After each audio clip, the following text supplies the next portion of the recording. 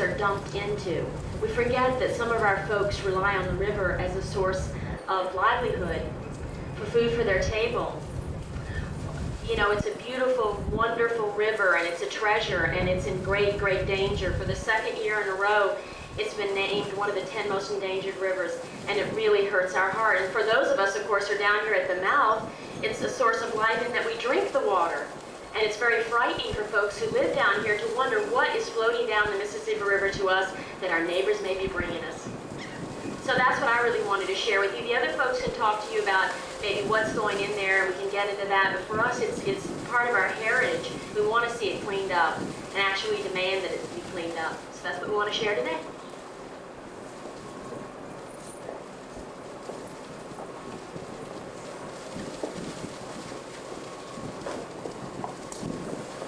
My name is Darryl Malik-Wiley. I'm the Conservation Chair of the New Orleans Group of the Sierra Club.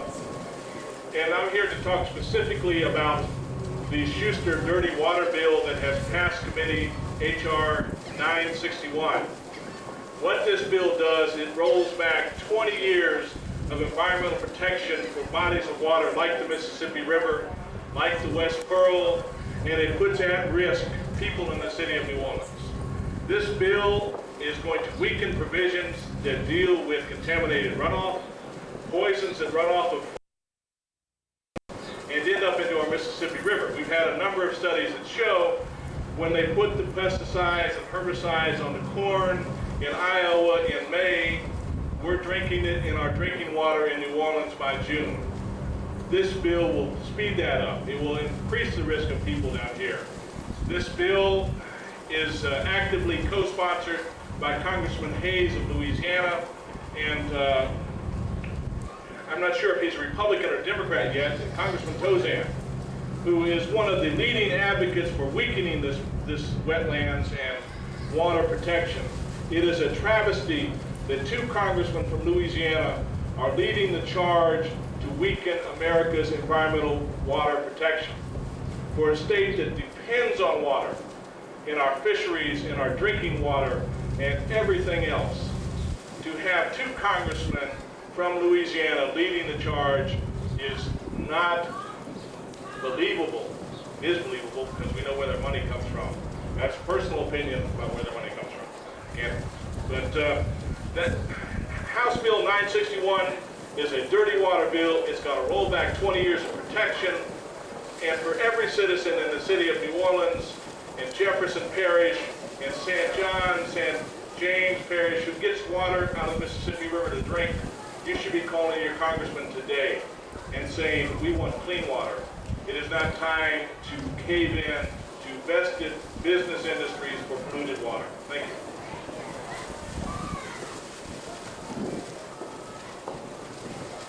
Hey folks, the final thing that I would like to talk about today is an event that happened about 2 months ago.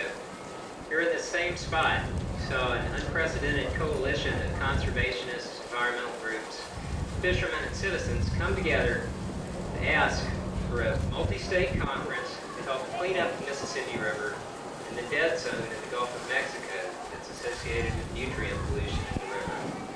This group was from across the Gulf of Mexico and up and down the river, came together because of the threat to our coastal fisheries here in Louisiana. I want to report to you today on the progress of that effort. First, we have heard back from the Environmental Protection Agency. Assistant Secretary Robert Percy-Estepi wrote back to us and said that they believe that the Gulf of Mexico program is doing an adequate job to clean up the Gulf. Unfortunately, the Gulf of Mexico program is composed of Gulf of Mexico states, federal agencies, and does not bring into the process the upstream states that are going to have to come to the table in order to address this problem effectively. We had a more constructive response from Secretary Kucharski of the Louisiana Department of Environmental Quality. Secretary Kucharski told us that he would bring this issue to the Environmental Council of the States, which is an organization made up of the states, the head of state environmental agencies, and that he would ask them to bring the main stem Mississippi states together to try to find a solution to this problem. We believe this is a step in the right direction. We also believe that unless that process is carefully followed, then those results may not come to anything. Secretary Kucharski did tell us this, and I quote, "If that process does not work, you will not need to call for another special management conference. The state of Louisiana will do that. We'll hold Secretary Kucharski to his word. We will support him in his effort to clean up the river when we need to see results." We want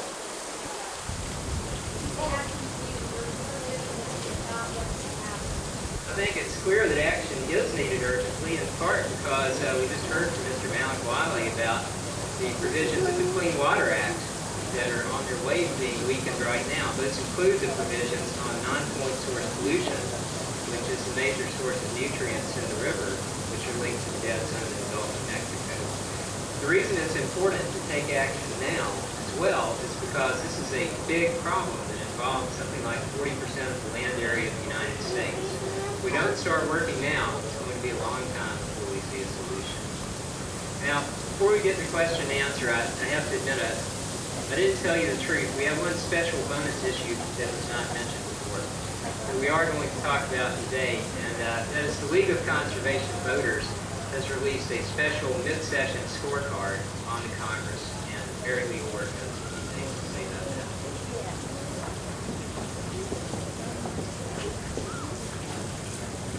For the first time, the League of Conservation Voters has issued a report card instead of at the end of Congress for the first 100 days. Because the end of the 100-day period of the House Republican contract with America coincides with the 25th anniversary of Earth Day.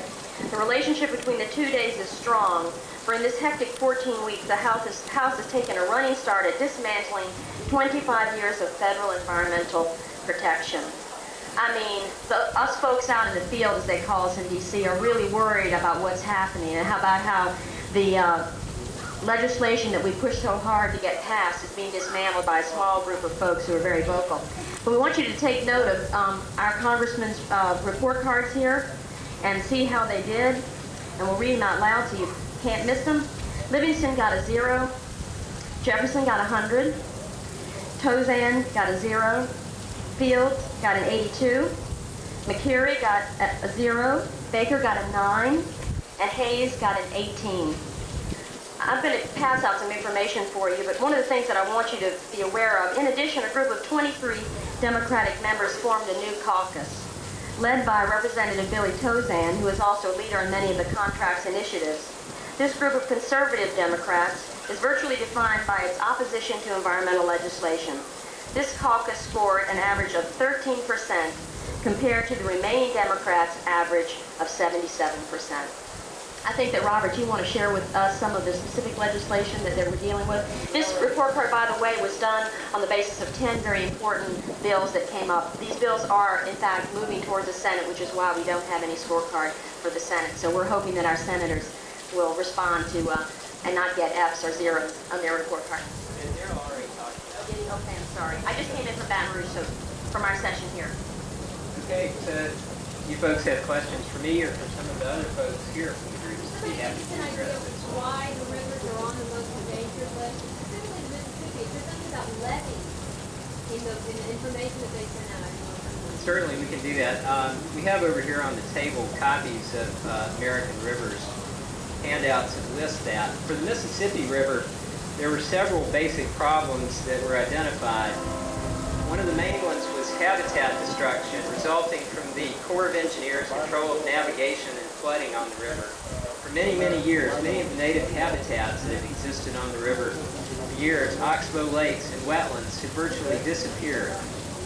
And unfortunately, that destruction is continuing unabated in many respects. The Corps of Engineers, in fact, has on the table right now a plan to make the levees larger that would destroy up to 11,000 acres of bottomland hardwoods and wetlands along the river.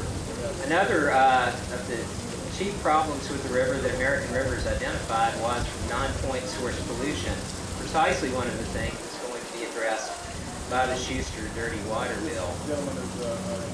On the West Pearl River, there's one primary cause that river was put on the at-risk list, and that is because the Corps of Engineers is planning to proceed with their dredging project to turn that into essentially a barge canal. Somebody just sort of give us an idea, a sense of what it means to have two rivers and just in this part of the state alone on a I'm not aware of any other place in the country that has two rivers in that proximity that are just 40 miles apart that are both on the endangered list. That's certainly true. So that's pretty depressing for Louisiana. It's unfortunate for Louisiana, I think, that we have, that we're distinguished by having two rivers on the 30 most at risk list, yes. I can't tell you that without looking at the package, but these are the only two that I know of that are this close together that both made the list.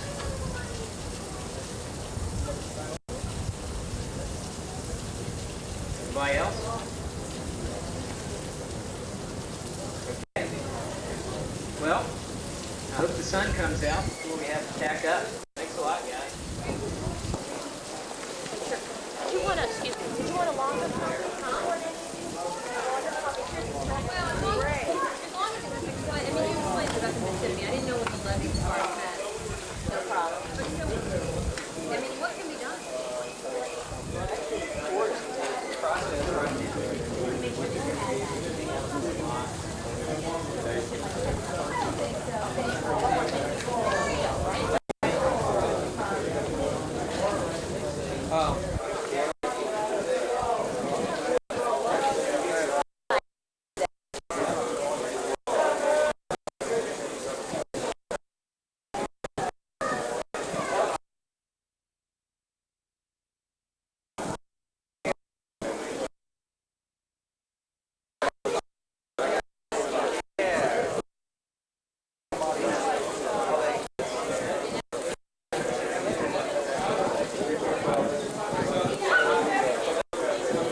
At the airport, they started working on this project, trying to waste stream from the Los Angeles International Airport. Airports generate a lot of waste.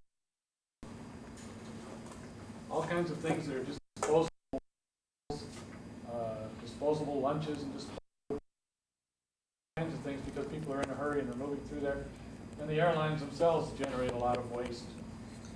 Just look at your airplane meals. Think about what happens to all that stuff and all the garbage that's generated. And one of the things that was an item in the waste stream at the airport was pillows. You ever notice when they go through, most of you ridden on an airplane, they come up and down the aisle, would you like a pillow? You know, people want to go to sleep. And they hand you a pillow. It's a paper pillow. And it's used once because you had your head on it and somebody else doesn't want whatever's in your hair on their hair. You know, as soon as you get off the plane, that pillow goes off the plane too, and it was in the waste stream at the airport. And it was headed for a landfill, as everything else was. But the city had a consultant who was looking at every little item, as they've been doing, to see what possible use could be made of it. There was, in fact, a paper mill in Los Angeles who was willing to take these used airline pillows, except for one problem, which is that all the airlines had logos on them and they had them in different colors. They said, no, in order to use them, we need them all plain white. And so the airlines that were flying into Los Angeles and simply said, we can save you the disposal costs on the airline pillows if you're willing to just take your logos off and incinerate and into a useful purpose going back into this paper mill and being recycled for more paper uses. 14% of the airport's solid waste stream, just like that. And not only did this do good for Los Angeles, but if you think about it for a second, all of those pillows that were getting discarded in Los Angeles started out at another airport. People, I mean, you know, airplanes don't fly from LA to LA, they come in from wherever it is, Anchorage, Seattle, Chicago, New Orleans. And they go back out the same way. Start on a plane in Los Angeles, and they end up here in Baton Rouge, Atlanta, wherever it may be. And so all across the country, not just in Los Angeles, but as a result of what happened in Los Angeles, as a result of the uprising started by a small band of African-American women in South Central, in this difficult, poverty-stricken neighborhood in Los Angeles. As a result of their rebellion that forced the city's hand to look at comprehensive recycling instead of incineration, we have these kinds of solutions that in the case of the airline pillows, opens up opportunities for every single airport in the country because they had to do this nationwide in order to make it work in Los Angeles. And so New Orleans and Baton Rouge and Shreveport and every airport in Louisiana, if they can find a paper mill to take those airline pillows, can channel that out of their solid waste stream. The value of listening is people don't seem to count for much once in a while. Some of the people who come up with some of the most creative battle strategies, creative alternatives when pressed to the wall to defend their own neighborhoods. And there are some people in Louisiana who are like that.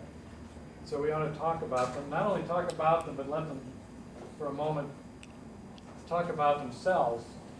But before I do that, I want to introduce you to somebody else's book for a second, because I got a chance to read this on the way down here, coming in from Chicago. I got it a couple weeks ago because it looked like something that really needed to be read. It's titled Green Gold: Japan, Germany, the United States, and the Race for Environmental Technology. Two guys named Curtis Moore and Alan Miller. Basically what they're saying, much like this example of the recycled airline pillows in Los Angeles, much like many of the recycled industrial waste products in Ventura County, with the example I gave there, is that too much of American business is ignoring the significance of environmental technology. Too much of American business is ignoring the actual profitability of doing business in an environmentally sound way instead of simply resisting every regulation that comes down the pipe.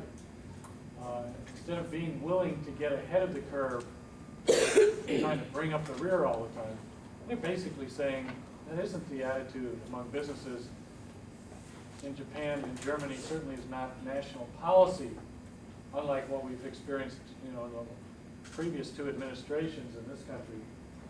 But they understand that in terms of international business, they can have our lunch by understanding the importance of doing business in an environmentally sound way and getting ahead of the curve. With that, I'd like to point out a few people. First off, David Ewell here, who I did mention in my book briefly. I hadn't had a chance to meet him, but I was told about him by Willie Fontenot, who unfortunately stepped out of the room, or I'd introduce him too. But when he gets back in here, David has been in one of these long-running struggles. I think yours is even longer than the one I mentioned in East Liverpool, going back to 1975, trying to fight pollution in Devil's Swamp. I would like him to talk a little about his story. I see certain Florence Robinson sitting here, who's also been involved in fighting Rollins and the pollution in the Elson neighborhood not far from here. Another long-running struggle. I don't know if I see Mary McCassell out there somewhere. Maybe she hasn't made it here. Mary is one of those people who has battled for a long, long time, and often in situations where it didn't look like there were any political allies out there to be had to help fight a really egregious problem. Because people in the Alson neighborhood have put up with terrible levels of pollution, a lot of violations of environmental law from the facilities near them, and have stuck with it for years and years on end. I do see Mary Lee Orr in the back, who has also emerged from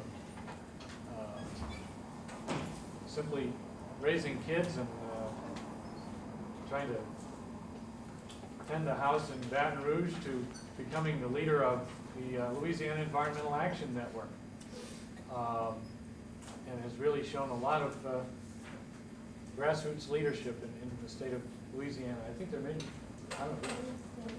I'm sorry? Dan Nicolai's in the back. Oh, and Dan Nicolai in the back, who has worked with the Oil, Chemical, and Atomic Workers. I certainly want him to explain a little about their project, because they worked with a local of workers at BASF during a 5-year lockout, during which time the workers at the BASF plant learned the strategy of building alliances with local environmentalists, local citizens groups in Ascension Parish. They actually have a dues structure that where they pay their members pay a surcharge to finance the organizing in the surrounding community around the cleanup of toxic waste and cleanup of groundwater supplies for the residents in the area. They're an example of a portion of organized labor that has become extremely creative in learning how to work with the community on environmental issues. And in turn, I'd like each of you to maybe take a couple minutes and tell us a little about your experiences, because I think it's very important to let you talk about it yourself as opposed to me telling everybody about you. Let's start with David. Okay. Excuse me. We moved up here in 1940 and bought a place up here where next to Rawlins. But Rawlins was not in the picture. But anyway, we bought it in 1940, and we had a beautiful place. We had 1,200 acres, more or less. And we were up in Allison, and my daddy, we were farmers. And we had this big place with our cattle and everything. And then during the I went to the Army, and then when I come back, in the 50s, we found that the cattle in the swamp were getting sick, and it got worse. And Baton Rouge Bar runs right through our place on down. It came back behind Southern University at one time, because we used to put in here to go run our cattle every year because we had a flood. See, the swamp always floods. It floods at 3 rises. And you have to excuse me, I wasn't supposed to be here. So we can talk. He caught me, and I was out of the bush using a bush hog. But anyway, that Baton Rouge Bar came up behind Southern University, and we came back from the Army, and I came back in 46, and my brothers came back a little later. We all went to the Army, but we still had a big farm, cattle, hogs, stuff like that. So the only thing a farmer, my daddy, said, you gotta have water. The first thing we did was go up there and dug a well. We bought this place, and our water level, we got good water at 20 feet. And that's not very deep, but that would give us enough water to handle the up at the big lawn. But when they started this pit up on further, came through, and all these chemicals his back these truckers.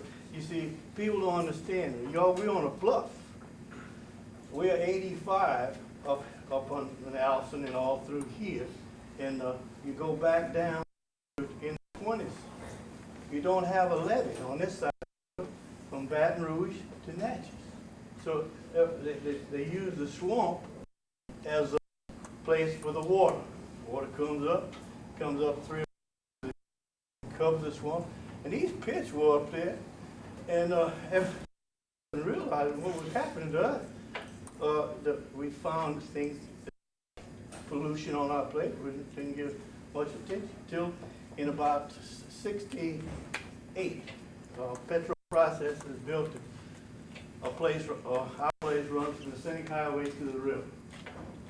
And they went back on the road there, and they bought 55 acres from Warren Munson, and they got 4 big pits, just like this room, but they were 10, 15 acres long together, and they just backed up to the pit. And I watched them. These guys saw all this, and they dumped all this stuff out, and it was we didn't know what it was, but we knew it wasn't any good.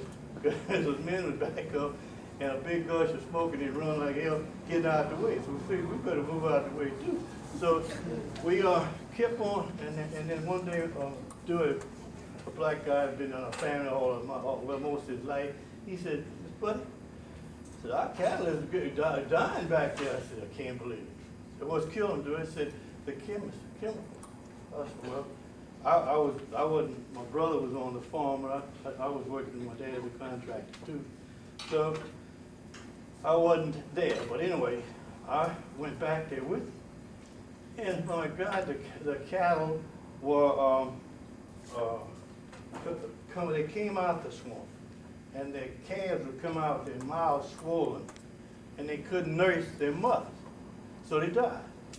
So my brother had about 100, between 100 and 200 head of cattle that died back then. And so we got the lawyer up here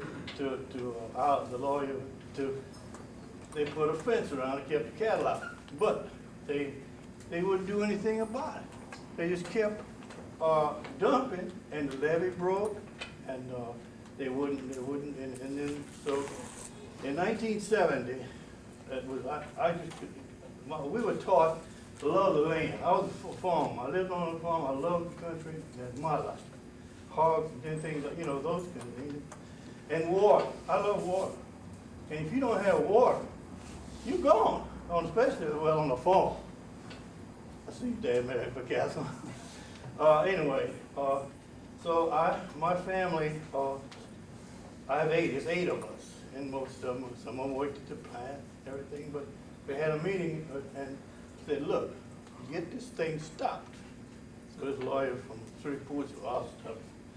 Well, waited a few days, nothing happened. So my brother said, "What you gonna do?" He said, "We gotta stop them." I said, "Well, my lawyer Brian Conway from Baker, I went on, he and I were good hunting friends. I loved to hunt, and the Devil's Swamp was the best hunting ground in this part of the world. You ask people all through here, and all of, well, it's a lot of, not here, that did fit. I mean, it was beautiful. You could do, it was paradise for a hunt and fish, crawfish. But anyway, we got done. We took my Sherman with this boneyard of cattle where it died, and so we are going to try to stop it. And that was in 1970. And we are still fighting. We want it cleaned up. We want our place cleaned up, to be used, not what they're doing up down. But anyway, we went to court. They laughed at us, and we did something. But we still said, "No, we're going to stop it." I did. My brothers and sisters took a pail and left me up here, which I don't care. Look, life is short enough. But when you saw people die, well, yes, people died, but the animals died. I saw turtles this big around back there, and I had a head about that, was dead. Every alligators and everything, they cleaned them out. So I think life is great, and you so we tried to clean the water, and clean that water up. And this, you want me to shut up? This has been 27 years of my life, and this is the first time I've ever talked to anybody like this. I mean, because this is what I've done, and so we had got the best chemical people in the world. Dr. Sachs wrote the book on what the chemicals do to your body. We had those kind of, because we were back yonder in the woods. Nobody knew what was going on. And a lot of the people in our American Castle and all that bunch live across the street from us. We have Rawlins from another good outfit. But anyway, we wanted it until they clean it up. And that's what I have in my life. If I can, I'm gonna do it if I can. I really need support from, well, I get a little support, not too much. But that's what's going on, is the fact that I've been trying to get away with the money, great, but you've got to clean it up. What the hell? If you can't drink the water, what good is the money? You have to move somewhere else. You find somewhere else and dumped over there, because it's really pitiful that it's chemical coming, and they don't care. And it's stuff like that we were told by Dr. Sachs and other men. I didn't have anybody. Louisiana people wouldn't help me. because, you know, the industry in Louisiana use those people. So if they'd help me, they would be kicked out. Because what happened to me when I was a contractor, and I had a certificate of insurance for all these chemicals we worked for them. So the day in 1970, when we filed suit to stop them and clean it up, I got a lot of phone calls saying we can't use you anymore. So that I had all the work I had was gone because I filed suit again, which I didn't give it to hell. Because if you ruin the water and you think about it, what good is it? You with the money, you have all the money, but bull. How about my family? We're a big family, even though my brothers and sisters are not with me. I still have a big family. And I have 6 girls, and all of them go to school. One of them are not here for a while. But anyway, that's what I'm trying to do, is to make them clean it up. We're right in the courts today. We have in Judge Janice Parker's division. Janice Clark, I'm saying. But anyway, she's supposed to rule on it. She's had it since November. We're just waiting. And I'll tell you one thing, it hadn't been for this man sitting over here, Mr. Willie Fondo, that stayed with me, came in about 70 after we lost in this court. I never stopped. I went right on and filed another suit to clean it up. If you ruin someone's property, you have to give it back to them like it was. And that was in my day when we filed a suit against them to clean it up. That's all we had, to clean it up. It could have saved a lot of money, but I appreciate your help and enjoy telling you my little story. Thank you.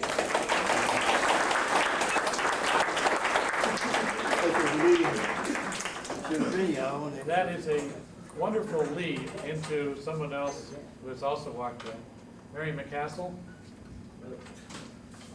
Mary has, as I mentioned, been working for a long time dealing with Rollins and Nelson. I came to hear, I didn't come to talk.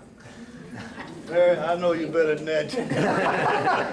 As many of those meetings you used to say you did all wanted the to talking preach. for us. How you doing? Okay, Mary. All right. Good to see you. Okay, how all of y'all Just doing? tell them how you. All right. How you doing? I told them a little about you before you ever got here. So, yeah, I talked behind your back. You did. Okay. Good evening to everyone. I'm sorry that I was a little late, but I'm here. And I'm glad to see all our young people out to hear what these people had to say. And what he was saying was real. Alton has been my home all my life. So I was born in Alton, raised in Alton. Born back there where he talking about this swamp is. That's where I was born, back in the woods, you all here. And that was those days that we had cotton, corn, sweet potatoes. You could raise anything you wanted back then. And I have did some of all of that when I was like you all, and then had to come from school and get in the field. So it was good to do that with the green grass, but now we don't have that back there now. We have dumps and everything back there. We have ozone killing us, and how much more hazard ways that we have to go through with it. Like he was saying, they had pretty farms back in there. I know all of them. Raised cows. Everything was beautiful, but now it's not. So we are glad to talk to you young people about it. And there is on and on I could go and talk, but I'm not going to prolong the time. I was at LTI 39 years working up there. And every time I would come home, it would be an odor in the house, Where in the world is these odors coming from? I said, I'm going to find out one day. And I came from work. I walked down the highway, and there was a lake. Nothing but a lake producing everything that they could put in that water. And the poor people was wondering where it was coming from. Nobody went out to see about it. That's why I said, if you don't go see about something, you don't know about it. I went to see about it. And then, hey, find somebody. And they pointed Willie Fontenot. Who is Willie Fontenot? Well, you go talk with him.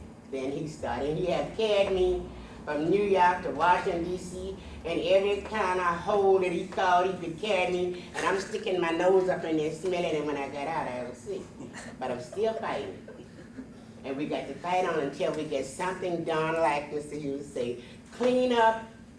And I hope that people who try to make them get out of our way and let us live.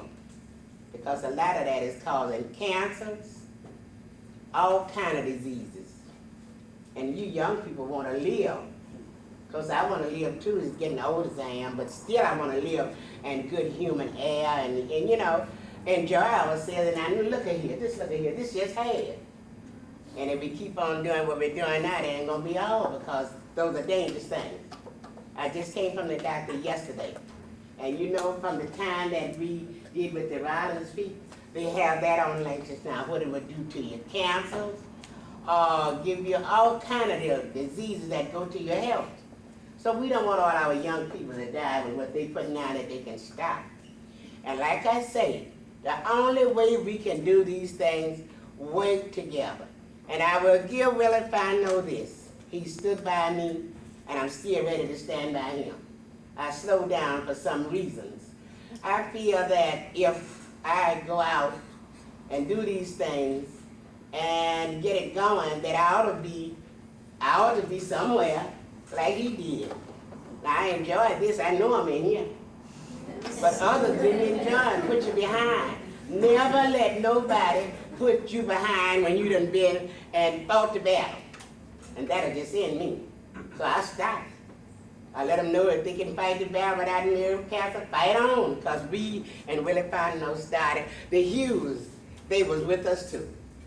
I mean, they did everything they go to help me. They didn't stand in front of me, they stood side of me. And those are the only people that I know stood with Mary McCaster and fought this battle in ours. And I thank you all, and I hope that what we can do is to get together to help do these things that we're trying to do. I'm gonna get back in it. But the only way I get back in it, you're gonna show me up like he did. I'm not gonna be behind nothing, and I ain't gonna let you come and say, everybody's over you except you get in the back. I don't do that. Before I get in the back, I let you alone. Thank you.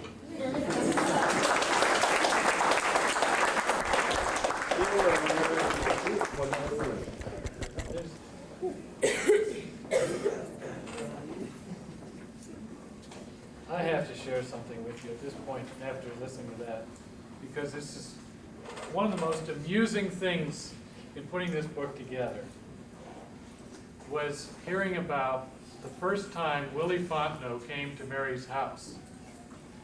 And Mary probably remembers this meeting when Willie came, and I put this together from talking to the two of them and getting this recollection of it. You're going to enjoy this little conversation. Because here's Willie's coming to a meeting. Mary has called her neighbors together. For nearly 3 hours, Fontenot tried to win their confidence. He's a newcomer to this neighborhood, noting that a facility like Rollins would be chased out of his neighborhood. Two men sitting on either side of him asked, "Where do you live?" "Near Government and 22nd. "Where near Government and 22nd? They demanded with a sudden excitement that sent a chill down Fontenot's spine. The two, it turned out, delivered mail in the surrounding area, knew Fontenot's longtime carrier. "I'd better do something good," he recalled, thinking with a laugh, "or I may start losing my mail." "Are you getting these terrible fumes in here?" he asked. "Oh yeah," they answered. "The stuff will come in. You got to put wet towels over your head at night. You can't breathe, and you get tired all the time. They have flu-like symptoms and aching joints and just feeling bad. Skin rashes." "Well, you ever get any black dust?" Fontenot went on. "Oh yeah, that stuff says it's in here terrible. You got to scrape it off your car." "That's from the Reynolds coating manufacturing back there," Fontenot informed me. "Y'all ever get any white dust on you?" "Oh yeah, we get that." "Well, that's from Allied Signal. They make those styrofoam pellets," he told them. "That stuff will blow out, you just get that odor, smells like rotten eggs." Another affirmative. "Well, that's from those two paper mills north of here. Do y'all ever get an odor that smells like something died?" "Oh yeah, it comes in here horrible." "Well, that's Rollins." One problem, he told them, was that Rollins was land farming the Exxon waste, a treatment technique that involves spreading it on the ground where certain types of bacteria would break down its chemical components. The reality, said Fontenot, is that most of it simply evaporated. I won't go on with that, but you get the flavor of what was going on there. And most of that evaporated waste that was in the air was drifting across the street and into the Allison neighborhood and generated some rebels like Mary, like David. I can't imagine exactly what Florence might want to add to that, but you're welcome.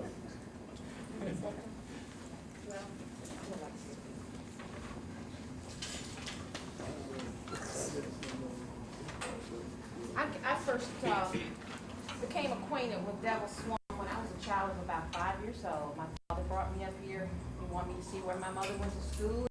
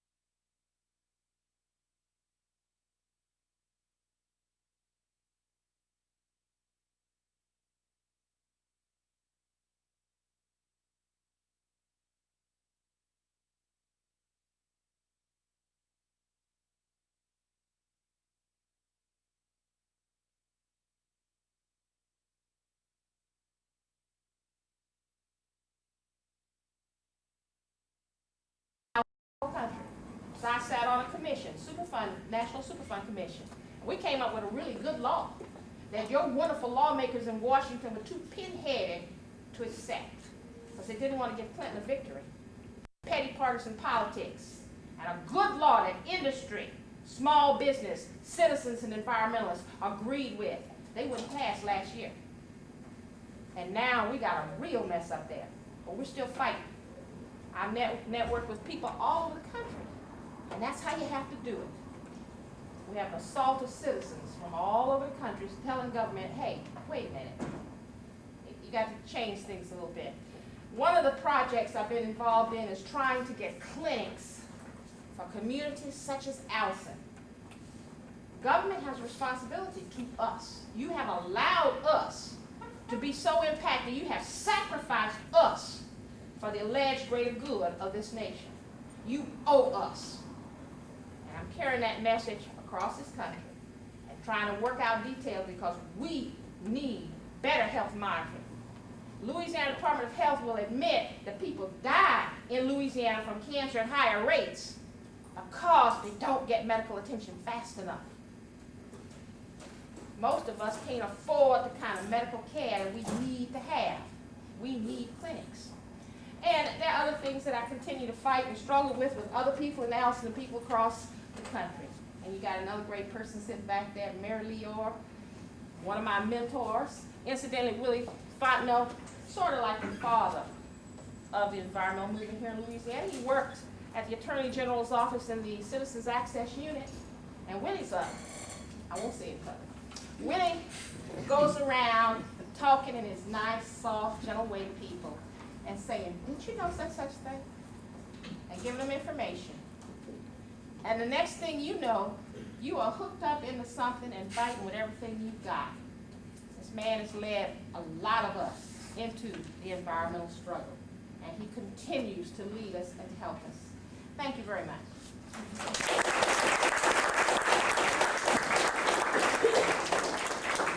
I want to kind of conclude this, and then we'll throw this open for discussion, questions, and so on, by bringing two other people back, Dan and Mary Lee, for a minute to tell you about the organization briefly. Because I think it's very important that you know about what they do as well.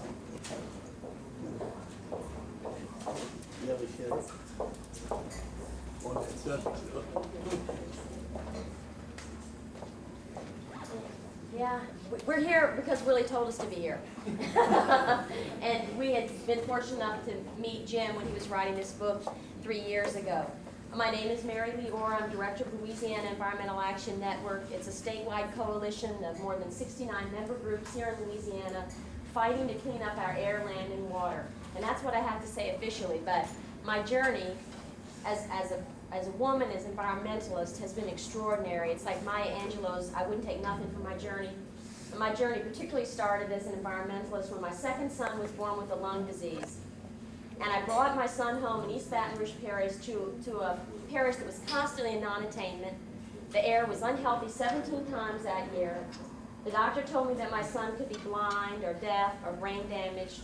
And I read about a facility in your community, Rollins. And I read that they were going to get a permit to burn PCBs. And that how much this was going to make the air even more unhealthy than it already was. And I don't have to tell you, when it comes to your children, you're like a lioness. You know, you have to protect them. And so I was like, surely somebody's going to do something, right? The government will protect me.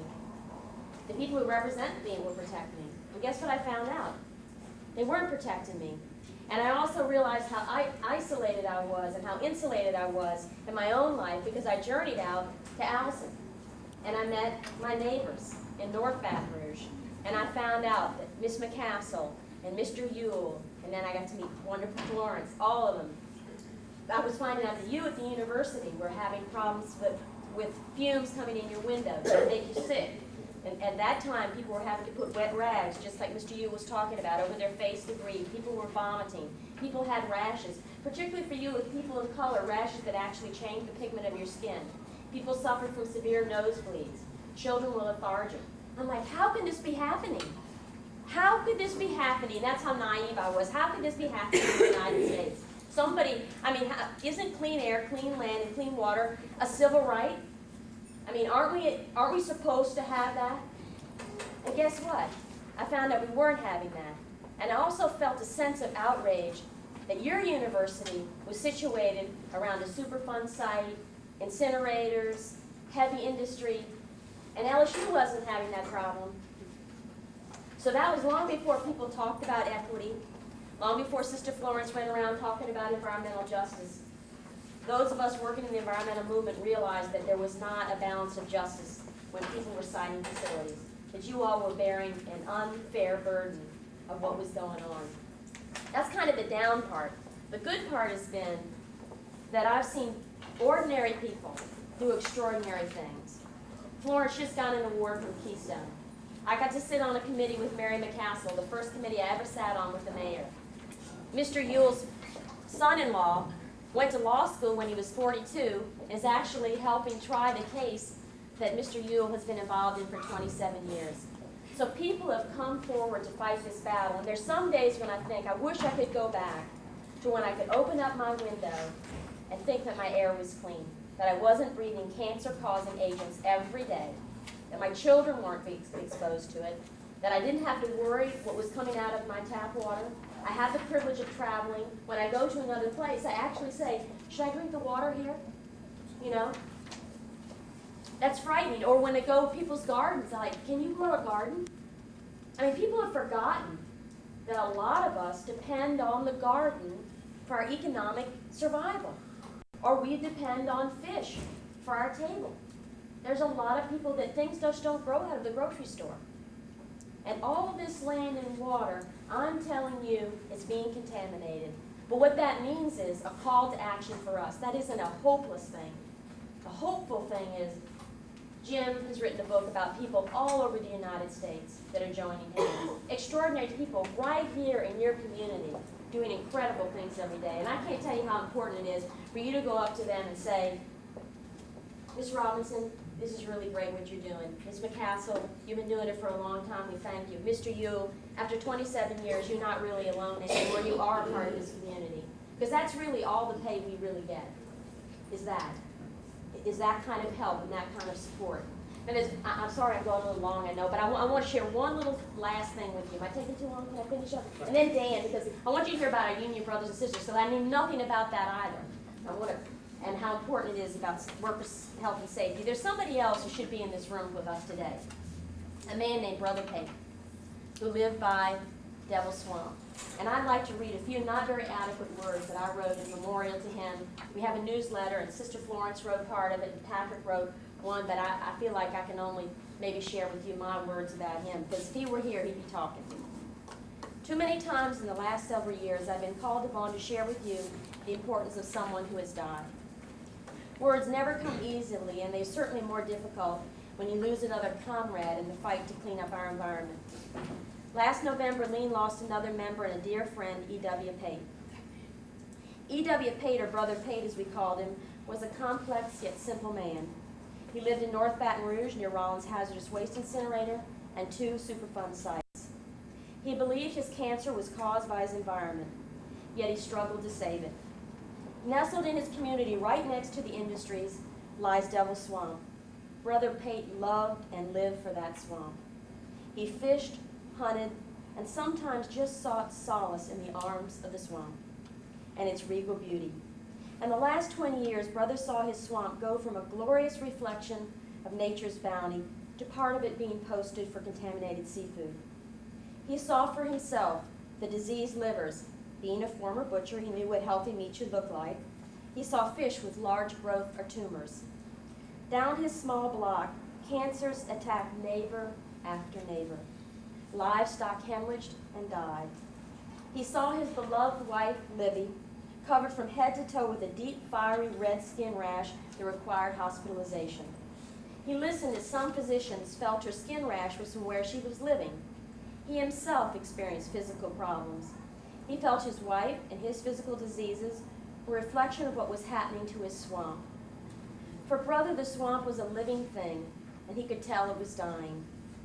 While he didn't like to speak out, he began to tell everyone what was happening. He would call government agencies about odors. He would share his story with the countless groups that came to visit him to hear his story. He even appeared on the McNeil-Lear report, with Florence, I might add. He would take myself and Pat on rides on his three-wheelers to share with us his pain that this could happen to the world around him. He was a terrific cook, and would cook up large, huge pots of jambalaya. Large groups of us would sit around a huge fire outside his house and try to think of strategies to help save his community. In his hunter's cap, he would tell stories of how things used to be, how he'd seen the concern of people grow, and that he no longer felt he faced his battle alone. So much of what Brother Pate shared with me was by example more than words. Even though he believed that the industry around him had destroyed his swamp and caused his cancers, he never gave up the struggle to preserve the environment. He understood that if his area was forgotten, that it would affect all of us. He unselfishly gave of his time, energy, resources, and talents to try to save the world around him. When I have the privilege of telling the story of what is happening to us here in Louisiana, I can hear Brother's voice echoing softly in my ear. Go get him, babe. Tell one for me. That's Brother.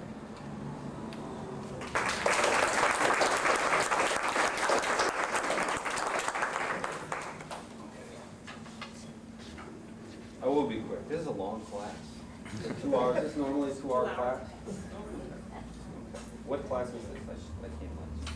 Diverse. All Different levels, classes? all levels. What are most It's people not do? just one class, it's just many different sections, biology, other departments. Oh, good. Okay. My name is Dan Nicolai. I'm a community organizer, and I work for the Oil, Chemical, and Atomic Workers, Local 4620. We represent the production workers of 2 chemical plants in Geismar, BASF Chemicals and Vulcan Chemicals. And I just want to real briefly tell you about some of the history of my project. But I want to ask before I start, is there anybody in here who's been in a union or has family members, immediate family in a union? Here? Which union? Okay. Communication workers, okay. Man computers. Oh, it's with, Ryder Truck Company, I don't know that specific name. Okay. With the truck drivers. Teamster. Yeah. Okay, anybody else?